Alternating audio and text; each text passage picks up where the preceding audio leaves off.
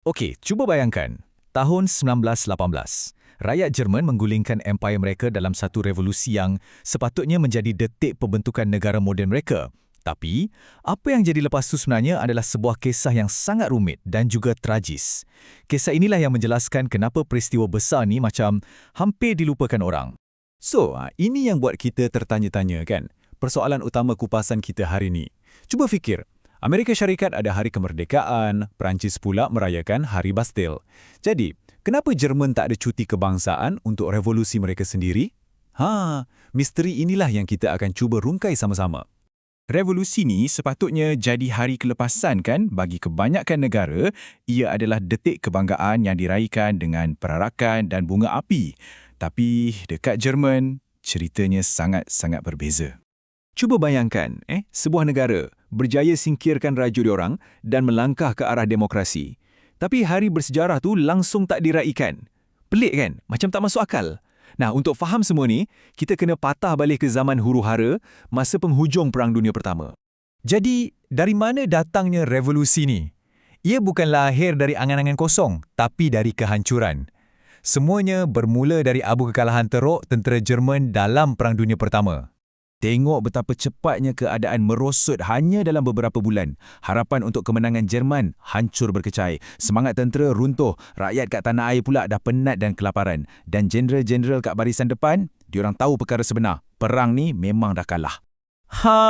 Yang ini penting. Daripada mengaku kalah, pucuk pimpinan tentera ni ada satu rancangan licik. Apa diorang buat? Diorang serahkan kuasa kepada kerajaan sivil. Kenapa? Supaya ahli politik, bukannya tentera, yang terpaksa tanda tangan perjanjian damai yang memalukan tu. Bijak kan? Diorang tengah cari kambing hitam.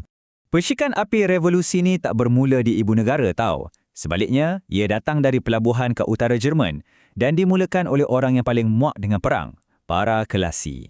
Cuba letak diri anda kat tempat diorang. Perang dah nak habis. Jerman sah-sah kalah. Tapi para laksamana nak hantar beribu-ribu Kelasi untuk mati dalam satu pertempuran sia-sia cuma demi maruah.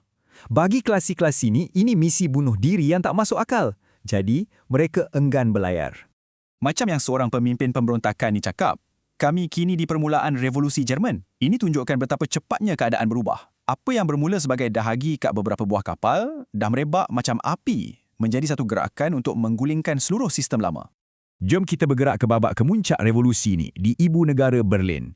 Di sinilah konflik ideologi yang menjadi nadi revolusi ini betul-betul meletus. Pada 9 November, rejim lama runtuh sepenuhnya. Ratusan ribu orang membanjiri jalanan Berlin menuntut keamanan. Keadaan jadi begitu tegang sampaikan Chancellor umumkan peletakan jawatan Kaiser walaupun Kaiser sendiri belum pun bersetuju. Dan di sinilah keadaan jadi makin rumit. Pada hari yang sama, ada dua visi yang sangat-sangat berbeza untuk masa depan Jerman. Dari satu balkoni parlimen, seorang sosialis yang sederhana isytiharkan sebuah republik demokratik. Beberapa jam je lepas tu, dari istana diraja pula, seorang komunis radikal isytiharkan sebuah republik sosialis. Bayangkan tu, revolusi ni dah berpecah sejak hari pertama lagi. Perpecahan ni bukan setakat debat politik biasa ya. Ia bakal bertukar jadi konflik ganas yang akan tinggalkan parut yang dalam pada republik yang baru lahir ni. Apa yang orang panggil dosa asal revolusi.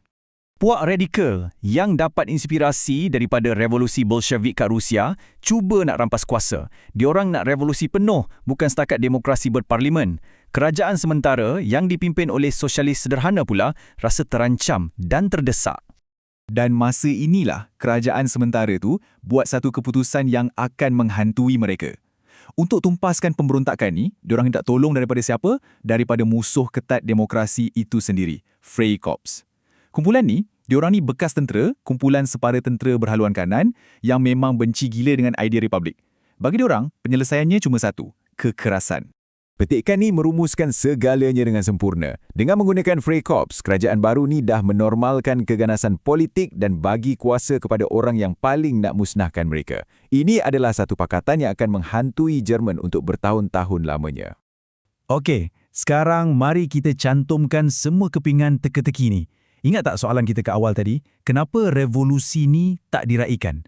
Jawapannya terletak pada legasi beracun yang ditinggalkannya. Ingat tak General Hindenburg dan Ludendorff yang nak lari dari tanggungjawab? Inilah pembohongan yang diorang cipta. Diorang sebarkan idea yang tentera Jerman yang gagah perkasa tak pernah kalah, tapi telah ditikam dari belakang oleh revolusi di tanah air. Dan pembohongan ni, dibina dengan sangat licik. Ia berjaya sebab ia bagi penjelasan yang mudah untuk satu kekalahan yang sangat memalukan. Iyalah, daripada terima hakikat yang tentera dah kalah, kan lebih senang salahkan musuh dalam selimut. Mitos tikaman dari belakang inilah yang jadi racun dalam politik Jerman untuk bertahun-tahun lamanya. Tapi kita jangan lupa, di sebalik semua keganasan ni, revolusi ni sebenarnya berjaya capai perkara-perkara yang luar biasa. Ia bagi hak mengundi kepada wanita, lebih awal dari Amerika Syarikat atau Perancis. Ia wujudkan salah satu perlembagaan paling demokratik kat dunia masa tu. Jadi pada mulanya, memang ada harapan yang sebenar. Dan inilah dia, jawapan terakhir dan mungkin yang paling tragik sekali. Tarikh keramat untuk Republik ni, 9 November, entah macam mana telah dicemari oleh peristiwa-peristiwa yang berlaku kemudian. Pada 9 November 1923, Hitler cuba buat rampasan kuasa. Dan yang paling dahsyat, pada 9 November 1938, Nazi melancarkan Kristallnacht, serangan ganas terhadap masyarakat Yahudi. Jadi, tarikh ni, ia dah membawa beban sejarah yang terlalu berat, terlalu gelap untuk diraihkan. Jadi, kesimpulannya, revolusi Jerman ni bukanlah satu kisah yang mudah.